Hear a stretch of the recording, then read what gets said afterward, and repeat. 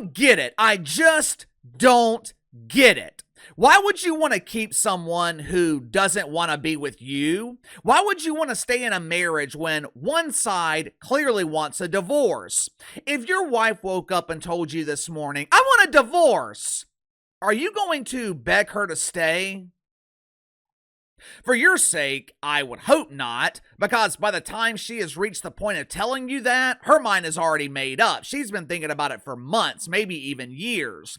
So I don't understand why Mickey Loomis and the New Orleans Saints want to keep Derek Carr in New Orleans when he clearly doesn't want to be here. And this isn't me speculating. He essentially told the Saints, trade me. Derek Carr was willing to waive his no trade clause and test the open market. Now, in the Saints' defense, I can't imagine that most teams were willing to absorb this flaming ass fire of a contract, but you at least have to try. I can't even blame Derek Carr for this, who I usually refer to as Donnie. The way he is afraid to take hits, I should be calling him Bonnie, but I can't be mad at Derek Carr because the signs have been there for months.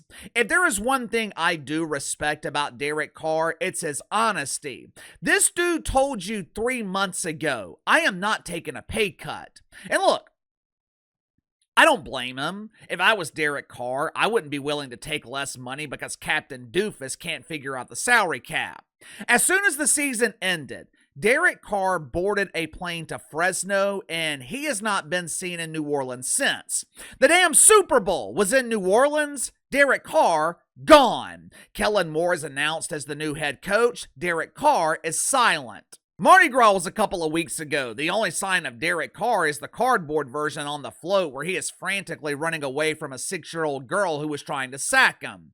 This dude has given you every indication that he does not want to be with you. And again, I respect his honesty. I have nothing against Derek Carr personally. Off the field, he seems like a great dude, good family man, good father. Derek Carr is great where it actually matters, but I don't want him leading my NFL team. He is the quarterback version of Dennis Allen, incompetent. So I'm struggling to understand why the Saints would want to keep someone who doesn't want to be here. Make sure to like and subscribe. You can follow me on Twitter at KC_BTL84. If you happen to stumble upon this video, be sure to check out my main channel, Behind the Line. Link to the main channel is in the description below. Instead of trading him, and in their defense, Mickey Loomis might have called around the league to gauge interest in Derek Carr. I don't think that was the case, but I don't know. Either way, instead of trading him, they once again restructured his contract. They really didn't have much of a choice. They had to be in cap compliance by tomorrow. There were so many millions of dollars over the salary cap, it was the equivalent to the GDP of a small country. The only way to get in cap compliance was to restructure Derek Carr's contract. Problem with that is, they are kicking the can down the road again. Next year, Derek Carr accounts for damn near $70 million against the cap. $70 million! Now, I am no salary cap wizard. Maybe the Saints can find a way to get out of it. One thing is for certain, they have got to end this marriage immediately. Outside of Derek Carr turning into Drew Brees, there is no way to salvage this relationship. This has not worked since the beginning. Derek Carr was never accepted in New Orleans. I remember the day he was signed.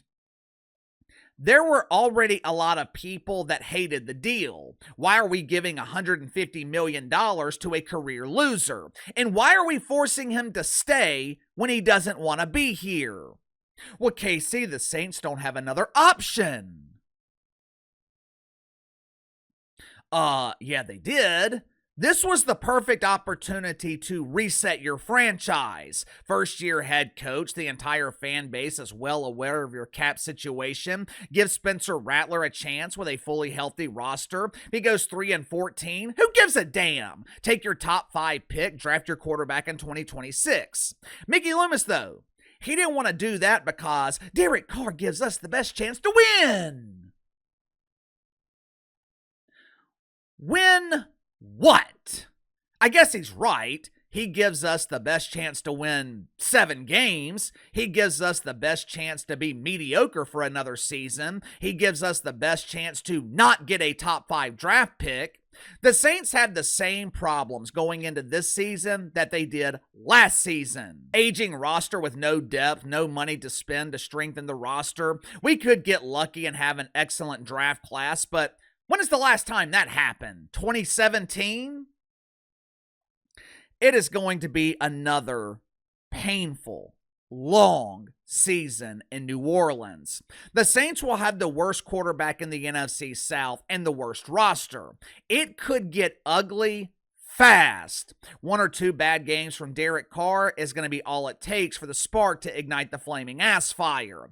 The city won't have to turn against him because the city is already against him. Part of me actually feels bad for Derek Carr because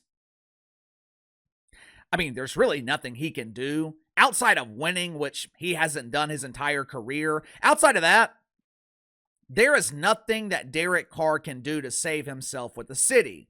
I am tired. Me personally, I am tired of complaining about this damn team. I miss being excited about the Saints. I miss being excited about football season. Past 2 or 3 years, I could not care less.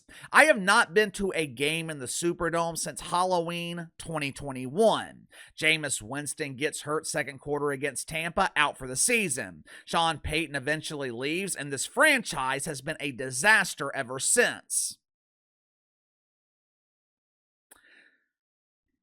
Give me your thoughts on this. Why are the Saints forcing Derek Carr to stay in New Orleans? Could they not find anyone willing to take him? Or do they actually believe that Derek Carr gives them the best chance to win? You tell me. Sound off in the comments below. I'll see you guys on the main channel.